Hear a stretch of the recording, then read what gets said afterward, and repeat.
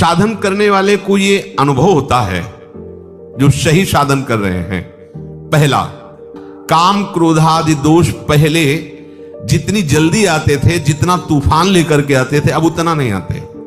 दूसरा, जितना व्यथित करता था वेग, हमें परेशान दुखी करता था, आता है पर उतना नहीं दुखी होते, वेग सहने लगे हैं। तीसरा, बहुत देर तक बहुत समय नष्ट होता था, इनमें लड़ाई होती थी, अंदर से चिंतन होता था, व्याकुलता होती थी, अब उतना नहीं, गया, आया, विवेक से नष्ट कर दिया। अगर ये तीन बातें आपके अंदर आ रही हैं, आपको दिखाई दे रहा सुधार है, तो अब इसका आखिरी कनेक्शन है, मैं शरीर हूं या शरीर मेरा है, काट लो, ये सब खत्म हो जाएगा। मन बुद्धि में तदात्म, शरीर में तदात्म, फिर आप इनको जीत ले, ऐसी सामर्थ्य आप में नहीं है। जैसे जैसे भजन मार्ग में आगे बढ़ते हैं, वैसे वैसे कम होते जाते हैं। जहां एक काम आदि विकार कम होने लगे, तब साधक को परमात्म शक्ति का और अनुभव होता है। उसी शक्ति से, विवेक शक्ति से शरीर संबंध को ही हटा देता है। भाई कोई भयंकर विकार आ गया, कुसंग, अगर ऐसा नहीं हो, आपका साधन ठीक चल रहा है और फिर आपके अंदर ये बात आई है, तो कह रहे हैं कि जब भोगासक्ति मिटती है तो साधक की बुद्धि पवित्र होती है। पवित्र बुद्धि में थोड़ा भी स्फुरण पहाड़ जैसा नजर आता है, थोड़ा भी दोष उसे बर्दाश्त नहीं होता। अपवित्र बुद्धि में पहाड़ जैसा दोष भी तिनके के भी समान नहीं लगता, पवित्र बुद्धि में तिनके के जैसा दोष पहाड़ जैसा लगने लगता है। वो साधक हाय हाय करने लगता है कि पहले इतना गंदा नहीं था जितना आप गंदा विचार आता है। ये उसकी बुद्धि की पवित्रता है। अंतःकरण जैसे जैसे शुद्ध होता है, तो साधक को थोड़ा सा भी विकार सहन करने की, वो असहनशील हो जाता है। ऐसी बात कैसे आ गई मेरे हृदय में? ये पवित्रता का लक्षण है। ऐसा कैसे हो गया? मेरा मन कैसे राजी हो गया? नहीं, हाय हाय मच जाता है, ऐसा कैसे हो गया? तो उसको लगता है कि बहुत हमारी बुरी दशा है, यद्यपि उसकी बहुत पवित्र दशा। अंतःकरण इतना निर्मल हो रहा है कि वो छोटी सी स्फुरणा को भी बर्दाश्त नहीं कर पा रहा है। मन में फिर काम क्रोध की स्फुरणा ही नहीं होती, मन स्वतः वश में हो जाता है। इसलिए भगवान कहते हैं यत चेत शाम, शरीर के रहते हुए वो ब्रह्म स्वरूप, भगवत स्वरूप हो जाता है। यदि ऐसा नहीं हुआ तो शरीर छूटते छूटते उसे बोध हो जाएगा भगवान की तरफ से, क्योंकि जीवन भर वो बहुत लगन से साधना की है, पर वस्तु की बोध वृत्ति नहीं आई, तो भगवान कृपा करके अंतिम समय तक दे देते हैं। उसकी स्थिति में कोई अंतर नहीं पड़ता, वो जीते जी या शरीर छूटने के बाद, दोनों एक ही गति को प्राप्त होते हैं। पर पहला है जीते जी भगवत साक्षात्कार हो जाए। स्पर्शान कृत्वा बहिर्बाह्यांस चक्षुश्चैवांतरे भ्रुवो प्राणापानौ समौ कृत्वा नासाभ्यन्तरचारिणौ यतेन्द्रिय मनो बुद्धिर मुनिर्मोक्ष परायणः विगतेच्छा भय क्रोधो यह सदा मुक्त एव सः। बाहर के किसी भी पदार्थ का जो अंदर चिंतन नहीं करता।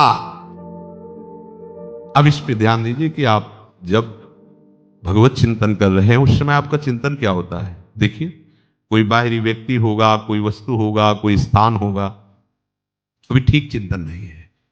बाहर का चिंतन बाहर छोड़कर अपने आराध्य देव की चिंतन, ये तभी हो सकता है जब हमारा कोई संबंध नहीं, कहीं भी हमारा किसी भी व्यक्ति से, अच्छा आप ऐसा, अच्छा अमुक वस्तु, वो हमारे चिंतन में आ गई। अब हमें भगवत प्राप्ति करनी है तो बाहर के व्यक्ति, वस्तु, स्थान का चिंतन बाहर ही छोड़कर अपने आराध्य देव का चिंतन करना है। नासिका में विचरने वाले प्राण और अपान वायु को सम कर ले। ये योग के द्वारा भी होता है और भजन के द्वारा भी होता है। जब कभी भाव आएगा, आवे तो अभी तो बेभाव हम चल रहे हैं, जो विषय आया हमें खरीद ले गया, बेभाव है, हमारा कोई मूल्य नहीं है। छोटी छोटी बातें हमें खरीद लेती हैं, छोटे छोटे विषय हमें गिरा देते हैं, भाव ही नहीं है। जब भाव आएगा तब आप देखना, केवल आराध्य देव रहेंगे, दूसरा उसको देख ले, उसकी श्वास, उसकी शरीर की स्थिति। जब गाढ़ भाव आएगा तो सीधा है, प्राण अपान अपने आप सम होने लगेंगे। भजन में बहुत बड़ा बल, उसे फुस फुस करने की जरूरत नहीं, प्राणों का सम करने के लिए। सम स्वरूप प्रभु है, जो भी उनका चिंतन होगा तो आपका सब कुछ ठीक हो जाएगा। एक भजन से ही कुंडलनी जागृत हो जाती है, भजन से ही प्राण अपान व्यान समान उदान पांचों प्राण पवित्र हो जाते हैं। भजन से सब जितनी सिद्धियां प्राप्त, जो चाहे वो सब भजन से प्राप्त हो सकता है। खूब नाम जप करे, खूब प्रभु के लीला गायन करे, इससे अपने आप सब सम आ जाएगा। विचार सम हो जाएंगे, बुद्धि सम हो जाएगी, प्राण सम हो जाएंगे, विषम संसार को जीत कर समता में स्थित हो जाओगे। भजन नहीं है ना, तो ये घंटा आध घंटा प्रयास करो, इसके बाद भोगों का चिंतन होगा और भोगों को कुछ लाभ नहीं मिलने वाला। इसलिए कह रहे जोग कुजोग ज्ञान अज्ञानु जहां नहीं राम प्रेम प्रधानु। स्पर्शान कृत्वा बहिर्बाह्यान, अपने आराध्य देव के सिवा और कुछ चिंतन ना हो, ऐसा उपाय करो। बाहर के चिंतन को बाहर ही छोड़कर अपने लिए तो बहुत बढ़िया उपासना पद्धति मिल गई।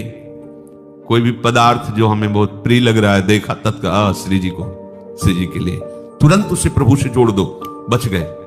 अगर आपके चिंतन में भी कोई वस्तु आ रही है और आपकी सेवा सामग्री नहीं है, आपका कोई संबंध नहीं, तुरंत उसमें भगवत भाव लाओ। इस वस्तु के पहले प्रभु थे, इस वस्तु के बाद भी प्रभु रहेंगे, तो बीच में प्रभु ही है। जय हो प्रभु, आपका भजन बन गया। अपने को ज्यादा ये झगड़ा नहीं करना है कि नहीं इस वस्तु का चिंतन ही नहीं होना चाहिए। अगर हो रहा है तो तत्काल उसको सहज भाव में लाओ। कोई भी वस्तु, कोई भी व्यक्ति इस स्वरूप में आने के पहले भगवत स्वरूप ही था, इस स्वरूप के मिटने के बाद भी भगवत स्वरूप रहेगा, तो बीच में वो भगवत स्वरूप ही है, हम देख नहीं पा रहे हैं। ऐसा जहां चिंतन किया तो उसका चिंतन भी भजन बन जाएगा, वो आपको भगवत विमुख नहीं करेगा। बाह्य पदार्थों, बाह्य वस्तु आई तुरंत सेवा में अर्पित करो। बाह्य व्यक्ति आया समझ में नहीं आ रहा, भगवत भाव कर लो, वो आपका भजन बन जाएगा। नहीं माला चलता रहता है और विषय चिंतन होता रहता है, तभी सिद्ध महापुरुष कहते हैं माला फेरत जुग गया, फिरा न मन का फेर, कर का मन का डारी दे और मन का फेर। वास्तव में बाह्य पदार्थ बाधक नहीं है, बाधक है बाह्य पदार्थों से अपना संबंध करके चिंतन करना। समझो समझो कितनी सुंदर बात है। बाह्य पदार्थ हमारे भजन में बाधक नहीं है, बाह्य पदार्थों का भोक्ता बनना बाधक है। जो हमें प्रिय उससे राग, जो अप्रिय उससे द्वेष, राग द्वेष जनित पदार्थों का, व्यक्तियों का, वस्तुओं का चिंतन होना, यही हमारे परमार्थ में बहुत बड़ी बाधा है। और उसे प्रभु में ले लेना बहुत सरल है, चतुरता पूर्वक करो। अगर माया चतुर है तो उससे अनंत गुना चतुर मायापति है, तभी तो उसके अधीन है। और हमें मायापति को अधीन करने की बात मिल गई। उनका नाम, उनका मंत्र, उनकी लीला, उनका गुण, उनका रूप, इससे अधीन हो जाते हैं प्रभु। आप अगर ऐसे चतुर बनो जो हर वृत्ति को भजन बना लो, तो अभी आनंद की अनुभूति और सच्ची मानो। चाहे जितना बड़ा कोई किसी भी विषय में प्रवीण हो, वो प्रभु की ही कृपा से हुआ है। वो अगर चूक कर दे, प्रभु के सिवा अपने अहंकार में आ जाए, वो सब मिथ्या हो जाता है, सब व्यर्थ हो जाता है, किसी काम का नहीं रहता। और प्रभु अगर हमारी इतने से प्रसन्न हो गए तो हमें वो प्राप्त हो गया जो प्राप्त होना चाहिए। प्रभु को कृपा करे तो इतने में ही लगन लग जाए, ताली बजाते राधा राधा, आंसू आने लगे, सामने प्रियाजू के दर्शन होने लगे, रोम रोम पुलकित हो गया, बात बन गई। नहीं बहुत संगीत है, मन रजोगुणी हो गया, विषयों का चिंतन करने लगा, गया सब। वो संगीत किस काम का आया जो हमें नरकगामी बना दे? वो राग ध्वनि किस काम की है जो हमें संसार में आसक्त कर दे?